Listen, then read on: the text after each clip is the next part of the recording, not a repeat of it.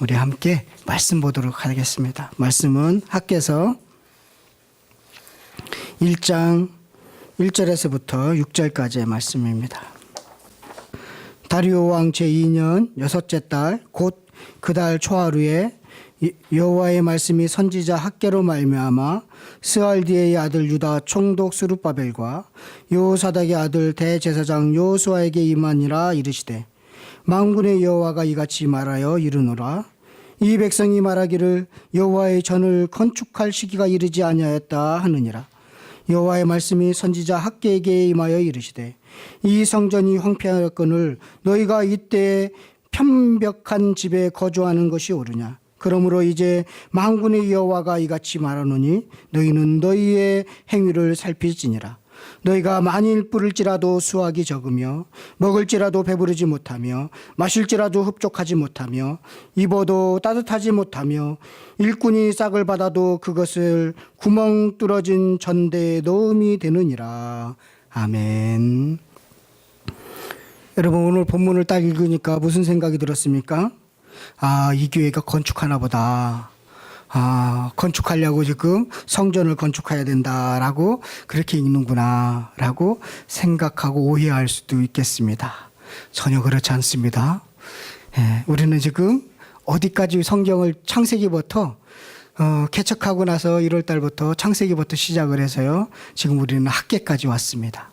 학개는 어느 시대의 사람이냐면 예루살렘 이스라엘이 다 멸망하고 그리고 바벨론 포로 70년이 다 끝나고 나서 이제 그 공동체, 이스라엘 공동체, 그 나라는 아닙니다. 공동체가 예루살렘 성전을 건축하기 위해서 돌아왔습니다. 돌아왔는데 돌아와서 건축을 시작을 했습니다. 1년 한 14개월 지난 후에 건축을 시작했는데 이게 언제냐면 BC 536년 전에 지금으로 이야기하면 2600년 정도의 일입니다. 아주 오래된 일이죠. 돌아와서 그들이 이제 예루살렘 성전을 건축하려고 했는데 방해를 받았습니다. 그래서 잠깐 중단하고 있는 그 시점에서 학개라는 선지자가 나타나서 아니야, 성전을 건축해야 돼 라고 그렇게 경고하고 위로하고 책망하는 말씀이 학개서입니다. 여러분, 성경 중에 구약 성경 중에 가장 짧은 성경 어떤 책인지 맞히는 분에게는 제가 오늘 선물을 쏘겠습니다. 어떤 책이죠? 누가 학개라고 그랬어요?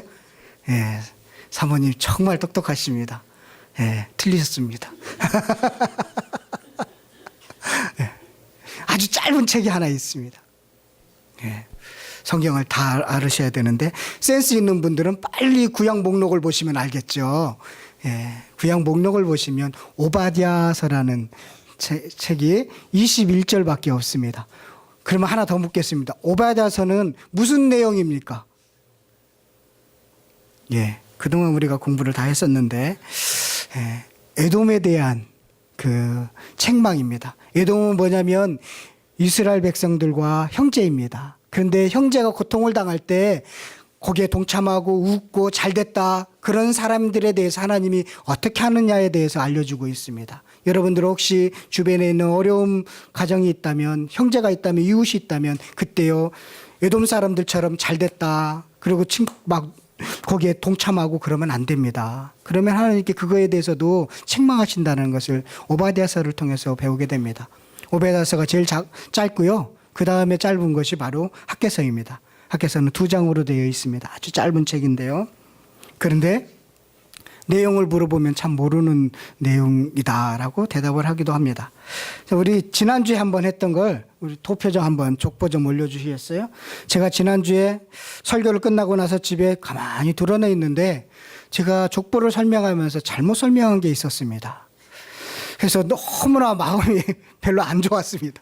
뭐냐면 저기 메대 왕국의 아스티아게스 마지막 왕 있죠. 마지막 왕의 아들이 만다네하고 제가 자꾸만 생각해 보니까 캄비세스라고 했는데 캄비세스가 아니라 만다네하고 다리우스라고 있죠. 저기 신바벨론 밑에 다리우스라고 있죠. 다리우스가 만다네하고 다리우스가 그 아스티아게스의 아들입니다. 그러니까 딸과 아들입니다. 그러니까 고레스가요 메대 국가를 다 점령하고 그리고 바벨론을 점령하고 나서 누구에게 바벨론을 통치하도록 맡겼느냐면 외삼촌인 다리우스에게 맡긴 겁니다. 그게 다니엘서에 나오는데 제가 그것을 설명을 잘 못했습니다. 자꾸만 사위를 아들이라고 제가 그렇게 속였습니다. 죄송합니다. 바르게 전해야 되는데. 제가 오늘 족보를 그대로 또 띄운 것은 뭐냐면 1장 1절에 학개서 1장 1절에 보면 다리오 왕 제2년이라고 나오죠. 예. 다리오 왕 제2년 보면 다리오 왕이 누구냐면 저기 고레스, 캄비세스 2세, 푸슈드, 슈메르디스, 다리우스 나오죠. 다리우스 나오죠? 예. 그 다리우스를 이야기하는 것입니다. 그리고 나서 아하수에로 있죠. 아하수에로 그 밑에 다리우스의 아들 아하수에로 있죠. 아하수에로가 지금 여러분들이 영화 상영되고 있는 300 있죠. 그 300 에스더의 남편입니다. 그 300에 나와 있는 그 영화에 나오는 주인공 페르시아의 왕 대왕 그 아하수에로입니다. 제가 300용사를 보면서 아주 아주 험악하게 생겼잖아요. 왕이 무섭게 생겼잖아요. 혹시 영화 보셨어요? 네, 한번 이런 것은 좀 봐도 괜찮습니다. 네, 시간 내서 꼭 보시기를 바라겠습니다. 후편이 나왔는데 그 대왕의 얼굴을 보면서 제가 무슨 생각했느냐면 그렇게 판단하는 건 아닌데 에스더 참 고생했겠다. 인상 참 험한 거 보니까 참 힘들었겠다. 이런 생각이 들기도 했습니다. 그게 아하스웨로입니다. 자, 다리우스는 어떤 사람이냐면 다리우스는 고레스의 자손이 아닙니다. 자손이 아니고 따로 이렇게 족보가 형성되는 사람인데 고레스가 이제 모든 나라를 점령을 하고 나서 좀 허망하게 죽었습니다. 에게에 있는 마사게티아라는 이방 민족과 싸우다가 허무하게 죽고 나서 그 다음에 아들이 캄비세스인데 캄비세스는 자기 할아버지하고 이름이 같아서 캄비세스 2세라고 얘기합니다. 캄비세스 2세가 왕이 됐는데 참 역사를 보면서 그리고 성경을 보면서 깨닫게 되는 것은 뭐냐면 아버지는 훌륭했다고 해서 자식도 훌륭하지는 않다는 것입니다. 고레스는 참 훌륭했는데 그 아들인 캄비세스는 아주 못됐습니다. 자기가 왕이 되고 나서 이제 무슨 일을 했느냐면 애굽에 아주 이쁜 공주가 있었습니다. 그 공주를 자기로 아내를 삼기를 원했습니다. 그래서 공문을 보냈습니다. 내가 너희 나라 공주 아내를 삼기를 원하니까 너희들 그 공주를 나한테 바쳐라. 그러니까 애굽에 있는 왕이 무슨 신흥 국가가 이 애굽의 제국의 공주를 감히 넘나드느냐고 그렇게 하면서 공문을 다시 보냈습니다. 거절을 한 것이죠. 그러니까 캄비세스 2세가 화가 났습니다. 화가 나갖고 대군을 이끌고 애굽을 침략하러 갑니다. 애굽까지 가려면 한 7, 8개월 걸리는데 그렇게 대군을 이끌고 모아서 갔습니다. 애굽에 가보니까 이미 그 공문을 거절했던 그 왕의 이름이 잠깐 생각이 안 나는데 그 왕은 이미 죽고 그 아들이 왕이 되었습니다. 근데 페르시아의 대제국이 막강한 군대가 쳐들어온다는 소리를 듣고 이들은 싸우지도 않고 멤피스라는 곳으로 피신해 갔습니다. 그러니까 다시 멤피스를 점령하고 애굽 땅을 다 점령했습니다. 그러고 나서 그 왕에게 그 아들인 거죠. 그 아들 왕에게 애굽 왕에게 야 내가 너희 아버지한테 인사를 좀 하고 싶다. 너희 아버지한테 그래도 이런 인연이 있는데 너희 그 아버지의 묘를 좀 알려주면 내가 거기 가서 좀 그 예를 갖추고 싶다라고 했습니다. 그래서 그 애굽 왕이 그 자기 아버지의 묘를 가르쳐 줬습니다. 그러니까 이 캄비세스 2세가요 거기에 묘에 가서 묘를 다 해치고 나서 그 아버지 왕인데 그 왕의 그 시신을 딱 꺼내갖고 끌고 다니고 훼손을 해버렸습니다. 그러고 나서 애굽 땅을 완전히 악하게 그렇게 점령을 했습니다. 그러니까 그 소식을 다 듣고 나니까 그 주변 국가 나라들이 페르시아 제국의 왕에게 다 항복하는 것입니다. 그런데 항복하지 않는 한 나라가 있었습니다. 그 나라는 지금의 이디오피아인데 구스라는 나라입니다. 성경에 구스라는 나라입니다. 그 구스라는 나라가 이렇게 항복을 하지 않고 버티고 있습니다. 그래서 캄비세스가 2세가 저놈들을 내가 점령해야 되겠다, 안 되겠다, 손 좀 봐줘야 되겠다라고 해서 대군을 이끌고 구스 나라까지 가려고 하는 도중에 많은 군사들이 죽게 됩니다. 많은 군사들이 죽게 되고, 제가 여러분들이 이 이야기를 하니까 재미없어 하는 것 같아서 빨리 끝내려고 합니다. 그런데 자꾸만 동생이 이 구스 이디오피아를 침략하는 것을 반대하니까 스메르디스거든요. 그 동생 이름이 캄비세스 2세의 동생이 스메르디스인데 자꾸 반대하니까 너는 본국으로 가라. 내가 알아서 할 테니까. 그러고 나서 그 동생을 보냅니다. 그리고 나서 그 캄비세스 2세가 자객을 보냅니다. 그 동생을 죽이라는 것이죠. 그래서 동생을 중간에 죽입니다. 그런데 어느 날 구스를 막 침략해 나가려고 하는데 하나의 파발마가 쫙 오면서 멈추시오 하면서 지금 대왕 스메르디스가 공문을 보냈는데 모든 대군들은 철군하시오 라고 공문이 왔습니다. 이게 어떻게 된 것이죠? 지금 자기가 캄비세스 2세가 살아있는데, 그리고 동생은 분명히 죽였다는 걸 확신하는데, 지금 본국에서 지금 반란이 일어났나 보다, 왕권이 뒤집어졌나 보다 라고 생각해서요, 이 캄비세스 2세가 대군을 다시 회군해서 그 나라를 다시 그 페르시아 제국으로 돌아오는 중에 이 캄비세스 2세가 칼을 쫙 뽑았다가 열받아갖고 내리는 중에 잘못 내려서 허벅지를 찔렀습니다. 그런데 허벅지를 찔렀는데 잘못 찔러갖고 파산풍이 왔어요. 그러다가 중간에 돌아가다 죽어버립니다. 캄비세스 2세가 아주 허무하게 죽어버렸습니다. 거기 캄비세스 2세 밑에는 7명의 무사들이 있었는데, 그 무사들이 지금 본국에는 무슨 문제가 있는 것 같다라고 생각해서요, 대군을 이끌고 본국에 갔는데 대왕을 만날 수가 없는 것입니다. 안 만나겠다는 것입니다. 그래도 7무사면 그 나라 전체를 다 함께 통치했던 아주 훌륭한 그 장군들인데 만나지 않겠다는 것입니다.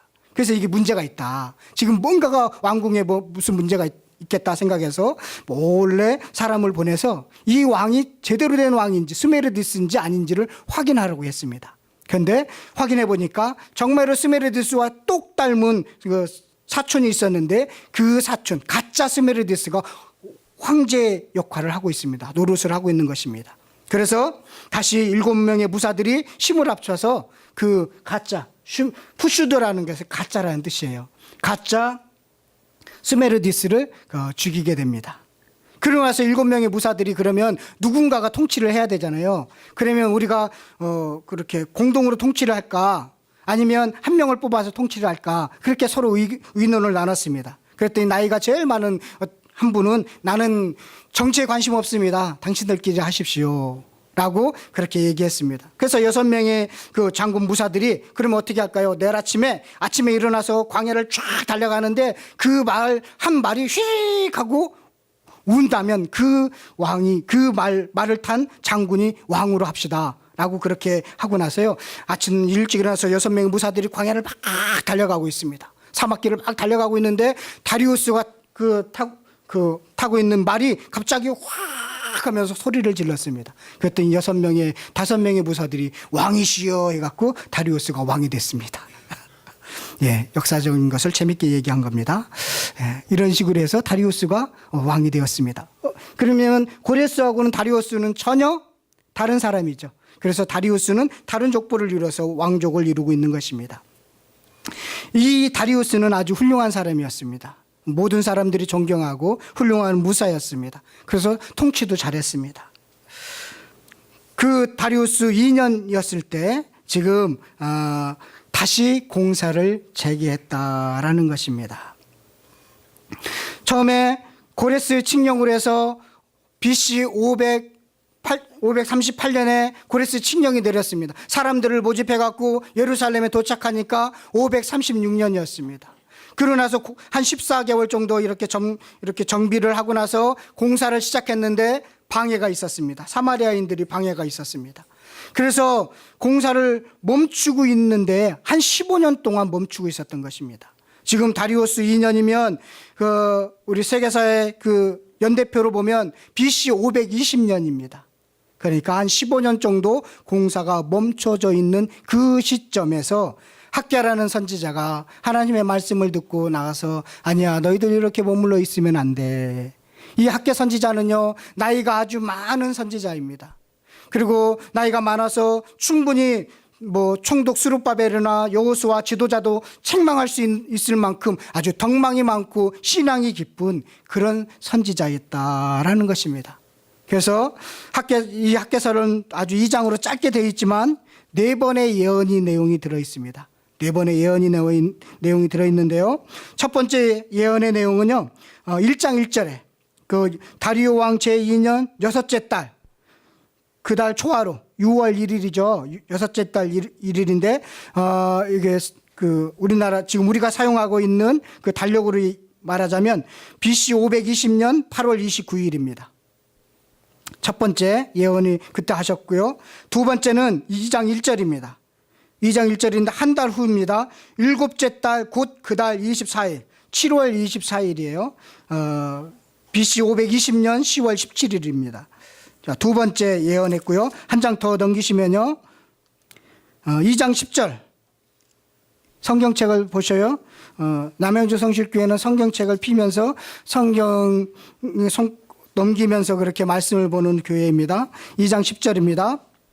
다리오 왕 제2년 9째 달 24일 9월 24일이죠. 예, BC 520년 12월 18일입니다. 또 같은 날인데 2장 20절 보면 그 달 24일 같은 날 24일, 그러니까 오전에 했고 오후에 했는지 그거 모르겠지만 같은 날 예언을 했습니다. 이렇게 4번의 예언의 말씀이 기록한 책이 뭐라고요? 학개서다라는 것입니다. 그렇다면 이 학개서를 우리가 말씀을 보기 위해서는 제가 처음에 말씀드렸죠. 이 본문의 말씀은 성전을 건축하라고, 지금 우리 교회가 건축할 때가 됐으니까 이 말씀을 읽으면서 여러분들만 챙기시면 피폐해야 됩니다. 성전을 건축해서 헌금을 많이 해야 됩니다. 그래야 복을 받습니다. 그런 내용이 아니라는 것입니다. 많은 분들이 이 말씀을 가지고 마치 성전을 건축하기 위해서 그렇게 사용하는 경우가 있는데 그것은 본문의 말씀을 제대로 이해하지 못하고 있는 것입니다. 이 본문의 말씀은 그런 의미가 아닙니다. 지금 이들이 특심을 가지고 예루살렘 성전을 건축해야지 하면서 돌아왔습니다. 하나님의 뜻대로 살아야 되겠지, 내가 정말로 예수님을 잘 믿어야 되겠지, 그렇게 돌아왔던 것입니다. 그런데 지금 그들이 돌아온 상황은요, 예루살렘은 황폐화되었습니다. 곡식을 심을 만한 농토는 별로 없었습니다. 그리고 비바람을 막아줄 어떤 집도 없었습니다. 양들을 가축을 키울 만한 어떤 형편도 못 되었습니다. 아주 처참했습니다. 예수님을 믿어야 되겠지, 그렇지만 예수님을 믿었지만 내 생활이 나아지지 않는 것이나 마찬가지입니다. 결심하면 좋아질 것 같은데 내가 정말로 이제 그전에는 신앙생활 잘하지 않았다가 지금 신앙생활하면 잘 될 것 같은데, 뭔가 변화될 것 같은데 그대로인 것과 마찬가지인 것입니다. 이들은요, 비장한 각오로 돌아왔지만 이런 환경을 접하니까요, 각오가 서서히 시들게 되었습니다. 또요, 성전을 건축하기 위해서는 막대한 돈이 필요합니다. 헌신도 필요합니다.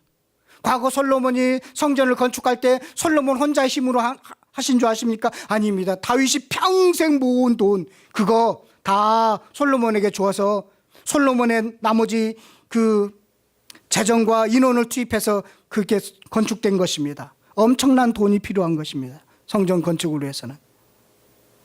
그런데요, 이들이 돌아와서 이 큰 일을 감당하기에는 정말로 역부족이었습니다. 어려웠습니다. 마음은 있지만 현실에 부딪히게 되었습니다. 여기에서요, 무슨 문제가 생기느냐면 이제 조직적으로 반대하는 반대에 부딪히게 되니까 마치요 이런 거예요. 울고 싶은데 뺨을 때린 것과 똑같습니다. 정말로 힘들었는데 딱 기회가 되니까 아, 그래, 하나님의 뜻이 아닌가 보다, 이렇게 생각했던 것입니다. 자, 그들이요, 이렇게 뺨을 딱 반대에 부딪히니까 무슨 말씀을 하는지요? 2절을 보도록 하겠습니다. 1장 2절입니다. 1장 2절 함께 보도록 하겠습니다. 시작.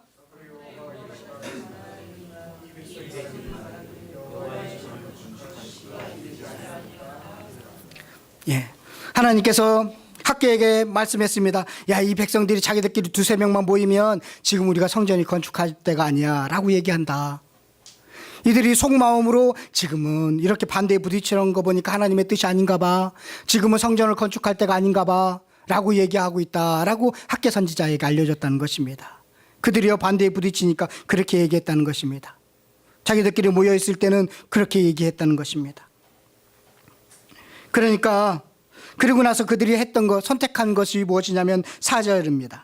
그렇게 하면서 그들이 선택한 것은 이 성전이 황폐하였거늘 너희가 이때 판벽한 집에 거주한 것이 옳으냐. 이 판벽한 집이라는 뜻은 뭐냐면요, 지붕과 벽을 이렇게 갖춘 집.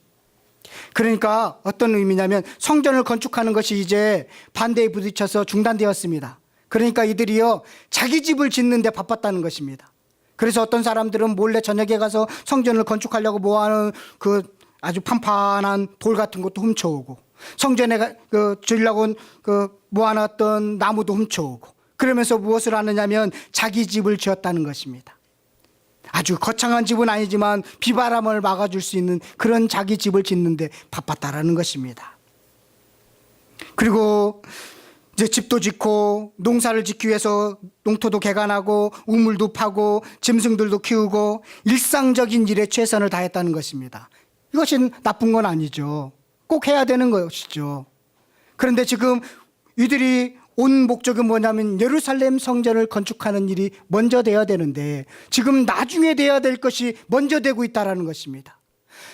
하나님께서는 너희들에게 판벽한 집을 짓지 말라는 것은 아니었습니다. 농토를 개간하라는 것은 개간하지 말라는 것이 아니었습니다. 해야 되는 것입니다. 아주 필요한 것입니다. 그런데 우선순위가 뭐냐면 예루살렘 성전을 건축하는 것이었습니다. 이것은 나중 일이었습니다. 그런데 그들은 나중 일이 먼저 된 것입니다. 우선순위가 바뀐 것이죠.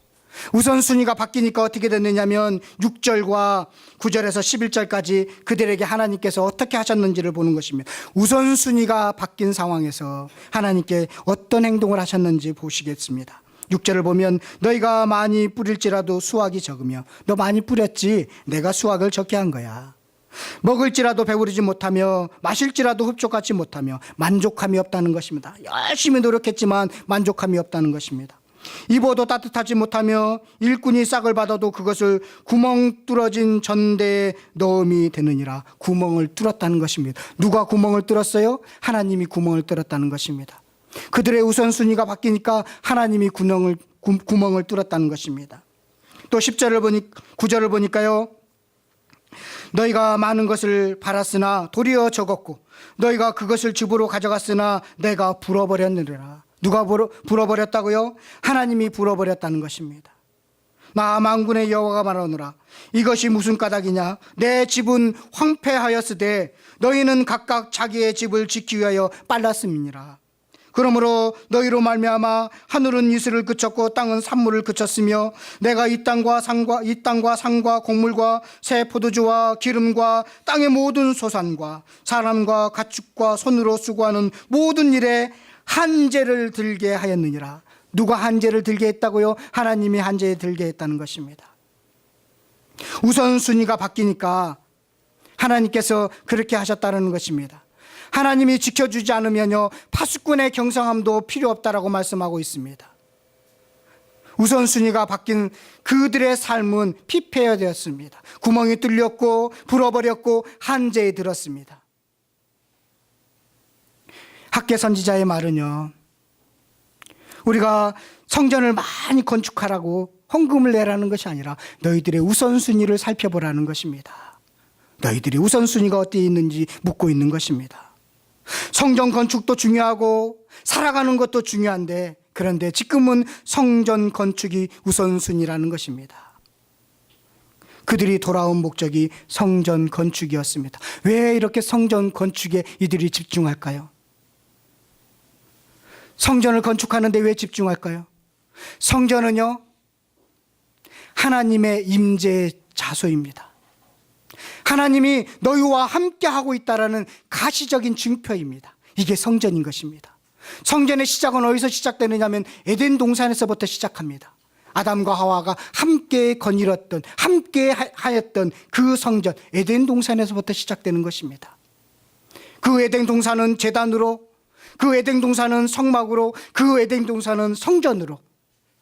그래서 이스라엘 백성들은 무슨 생각을 갖고 있느냐면, 성전이 있는 한 하나님이 함께하고 있기 때문에, 하나님이 함께하는 한 이 나라는 절대로 멸망하지 않을 것이다 라고 그렇게 생각했던 것입니다. 그래서 늘 그들은 성전 중심의 삶을 살았던 것입니다. 하나님이 거기에 계셨군. 그런데 성전만 있으면 되는 줄 알았는데, 성전만 있으면 그 나라는 계속적으로 하나님이 지켜주실 줄 알았는데, 성전에서 누가 떠나셨느냐면, 가증한 일을 보고 나서 도저히 그들과 함께 할 수가 없는 하나님이 성전에서 떠나버리신 것입니다. 그게 예루살렘의 파괴인 것입니다. 함께 할 수 없어서. 그리고 나서 다시 회복시키면서 이제 성전을 지어라, 내가 너희와 함께 할 것이다 라는 의미로서의 성전인 것입니다. 여러분, 우리는 무엇이죠? 예수님께서 우리를 뭐라고 했죠? 성령이 뭐라고요? 성령이 임하는 전, 성령이 함께하고 있죠. 우리 안에 있죠. 그래서 우리를 성전이라고 이야기하죠. 성전을 먼저 세우는 일이 우선순위가 돼야 된다라는 것입니다. 그것을 묻고 있는 것입니다. 너희들이 지금 우선순위가 어디에 두고 있느냐라고 학개 선지자가 준엄하게 책망하고 있는 것입니다. 그러면서 말하는 것이 무엇이냐면 8절입니다. 우리 8절 함께 읽겠습니다. 8절 시작. 그러면 내가 그것으로 말미암아 기뻐하고 또 영광을 얻으리라, 여호와의 말이니라. 예, 이것입니다. 성전을 건축하라라고 말씀하고 있습니다. 하나님이여, 우리들이 이 땅에 보낸 목적이 마찬가지입니다. 무엇을 입을까, 무엇을 먹을까 염려하기 위해서 이 땅에 우리를 보낸 것이 아닙니다. 하나님의 나라를 이루기 위해서 이 땅에 우리를 보내주셨습니다. 맨날 무엇을 먹을까, 무엇을 입을까 이것만 고민하고 걱정하지 말고, 좀 하나님의 맡겨준 그런 직장에서, 하나님의 맡겨준 그 사업을 통해서, 좀 하나님이 주신 은사를 통해서 하나님 앞에 영광을 돌리는 일을 좀 해봐. 그것이 먼저 되어야 돼. 너희들 맨날 먹을까, 무엇을 입을까, 어디서 살까 그런 것만 매일 걱정하지 말고, 너희들에게 준 은사 가지고 너희들에게 맡겨놓은 그곳에서 좀 하나님의 영광을 돌리는 일을 좀 했으면 좋겠어 라고 우리들에게도 말씀하고 있는 것입니다. 우리 학생들은 다른 학생들과 달라야 됩니다. 예수 믿는 학생들은요, 공부해서 남 주는 사람이 되어야 되는 것입니다. 공부해서 자기만 잘 살고 편안하게 살기 위해서 공부를 했다. 그것은 자기 집을 짓는 사람하고 똑같은 것입니다. 의사가 되었습니다. 의사가 되어서 내가 편안한 삶을 지내야지, 내가 어떤 위치에 올라가서 내가 좀 더 나만 누려야 되겠지라고 하는 그 사람은요, 자기 집을 짓는 사람인 것입니다. 내가 거기에 가서 무엇을 해서 하나님께 영광을 돌려야 되지, 하나님이 영광이 목적이냐 아니면 세상의 것이 목적이냐에 따라서 우선순위가 바뀌는 것입니다. 여러분들의 삶이 우선순위가 정확히 서 있기를 간절히 바라겠습니다. 성도 여러분들이 정직하게 사업하고 돈을 버는 목적이 나를 위해서가 아니라 바로 교회를 세우는 데 사용하라라는 것이 바로 첫 번째 예언의 말씀인 것입니다. 교회는요, 건물이 아닙니다. 건물로 생각하시면 안 됩니다.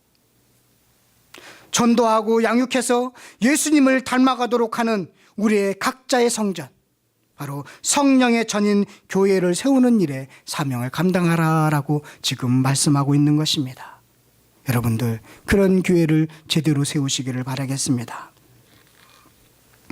하나님을 안다고, 성경을, 여러분 성경의 지식을 조금 안다고 그렇게 하나님을 아는 것은 아닙니다. 정말로 하나님을 안다면요, 하나님이 원하셨던 삶을 살고 열매를 맺는 것입니다. 하나님이 구약 성경을 통해서 남자들의 교만과 여자들의 사치를 지적하고 있습니다. 그것이 패망의 원인이라고 말씀하고 있습니다. 하나님을 안다면 그런 삶을 살지 않는 것이 하나님을 아는 것입니다. 지식적으로 아는 것이 아닌 것입니다. 여러분들의 삶이 어디에 있는지 늘 점검하시기를 간절히 바라겠습니다.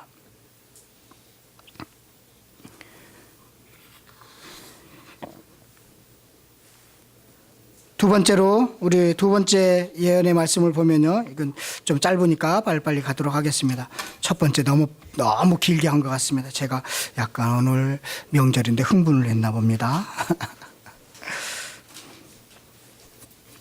두 번째 보면요, 2장 1절에 보면 일곱째 달 곧 그 달 24일에 여호와의 말씀이 선지자 학개에게 임하니라 이르시되 나오시죠.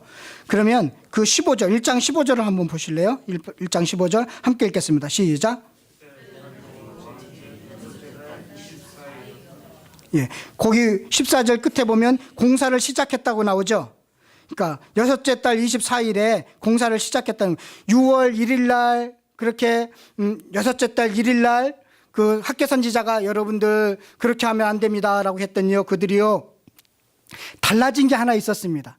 과거에는 그렇게 선지자들을 보내도 그들이 말을 듣지 않았습니다. 그런데 그 지금 돌아온 이스라엘 공동체 5만 명은 학개 선지자의 말을 사람의 말로 듣지 않고 하나님의 말로 들었습니다. 그리고 나서 회개하고 나서 공사를 시작했습니다. 그 공사를 시작한 시점이 언제냐면 6월 24일, 그러니까 23일 만에 그들이 변화된 것이죠. 다시 공사를 시작했습니다.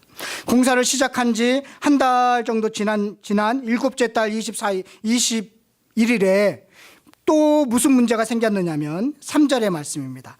한번 3절의 말씀을 한번 보도록 하겠습니다. 시작.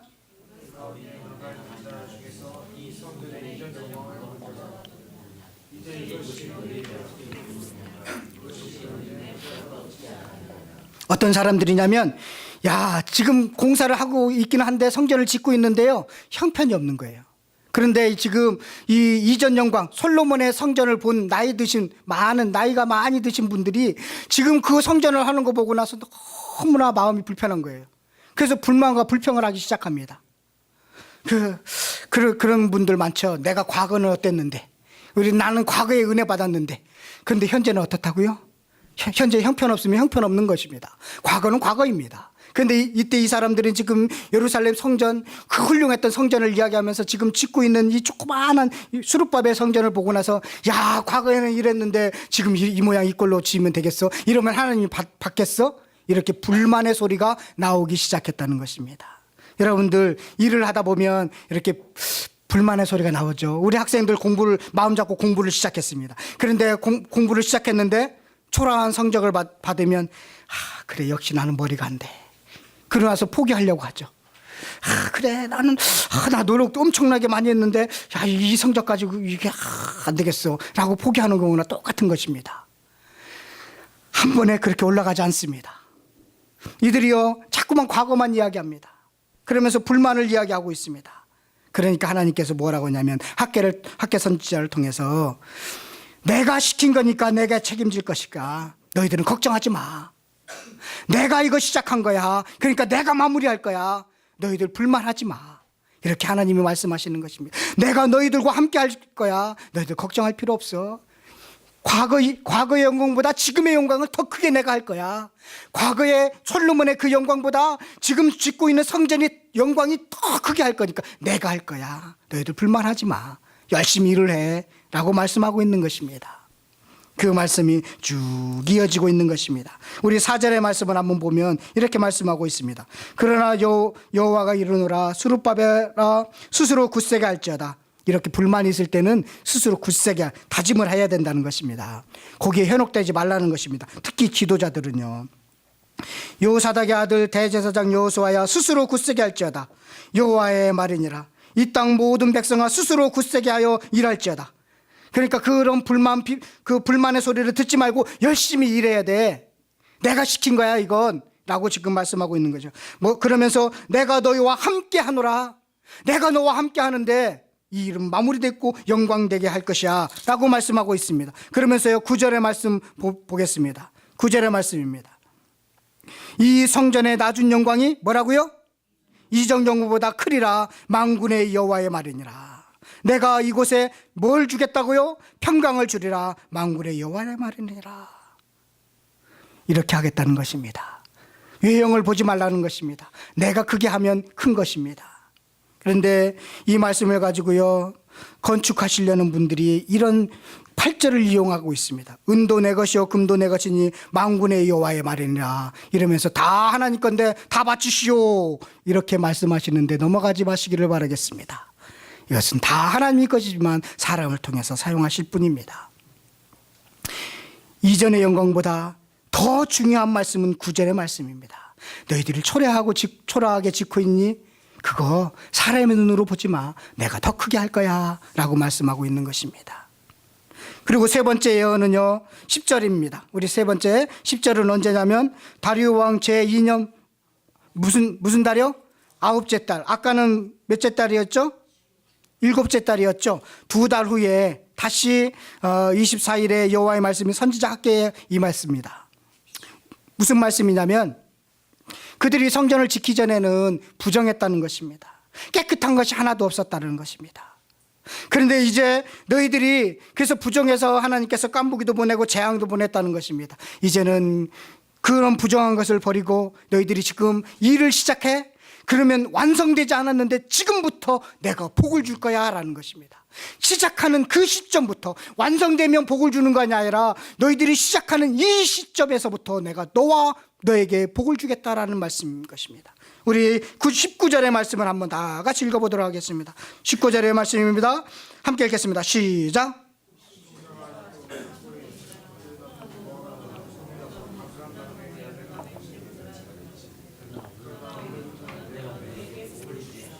너희들이 창고는 비어있고 너희들은 무화과나무, 석류나무, 감람나무 열매는 맺지 못했어. 내가 한재를 그동안 보냈기 때문에. 그런데 지금 너희들이 공사하는 이 시점에서부터 완성되지 않았지만 복을 줄 거야. 시작하는 그 시점에서부터 복을 준다는 것입니다. 여러분들이 공부를 시작하고 일을 시작하고 사업을 시작하는 하나님의 뜻대로 시작하는 그 시점에서부터 하나님께서는 복을 주시겠다라고 얘기하는 것입니다. 이스라엘 백성들에게 내가 지금부터 복을 줄 테니까 열심히 공사를 해라. 그렇게 열심히 공사를 해서요 4년 만에 완성을 합니다. 또 이제 마지막 그 예언의 말씀은 20절입니다. 이달 24일 같은 날이죠. 오전에 하고 오후에 했는지는 모르겠는데 무엇이냐면 너희들 지도자와 함께 이 일을 이루어 나가라라는 것입니다. 스룹바벨은 아주 누구하고 친구냐면 다리우스하고 아주 친한 사람입니다. 학자 중에 학자이고 그리고 아주 똑똑하고 지혜로운 사람이었습니다. 좀 학자들이 약간 부족한 게 뭐가 있죠? 학자들이 조금 부족한 게 뭐가 있죠? 추진력이죠. 학자들은 약간 추진력이 부족합니다. 스룹바벨은 좀 학자이기 때문에 추진력이 좀 떨어졌나 봅니다. 그런데 백성들이 우리 스룹바벨은 다 좋은데 추진력이 없어, 이런 불만들이 있었다는 것입니다. 그러니까 하나님께서 아니야, 스룹바벨은 나의 인장의 도장이야. 내가 그를 세웠어. 그 중심으로 해서 함께 이 일을 이루어 나가야 돼 라고 말씀하고 있는 것입니다. 그 말씀이 23절의 말씀입니다. 우리 23절 다 같이 한번 보도록 하겠습니다. 함께 읽어보겠습니다. 시작.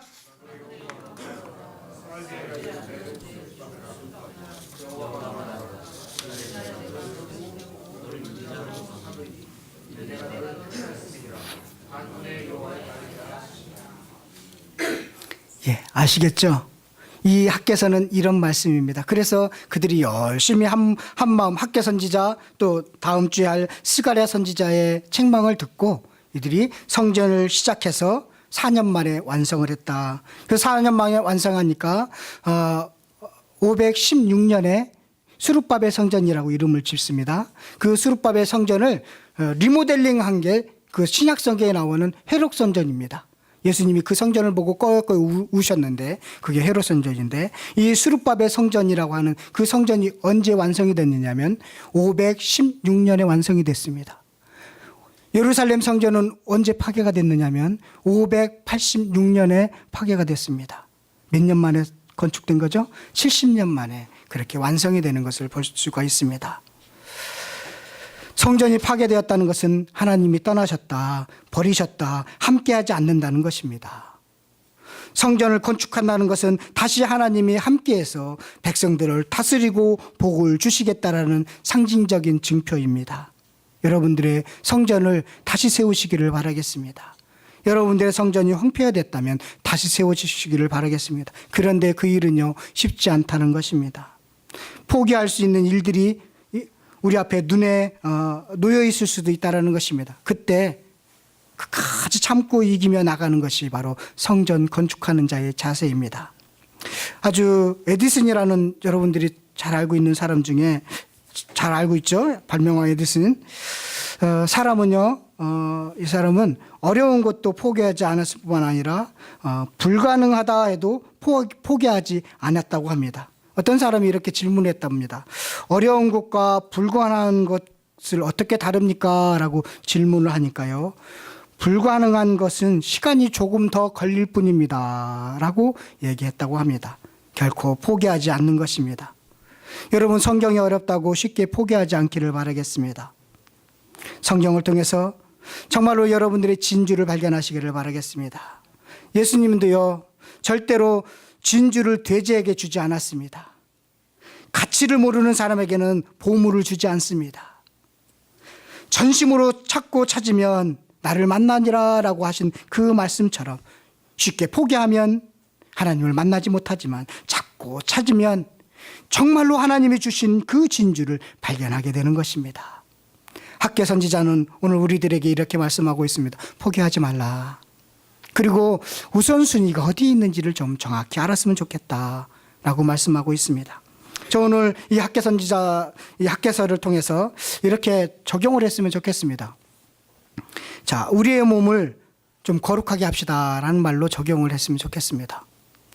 예수님은 우리의 몸을 성전이라고 했죠. 이 성전입니다.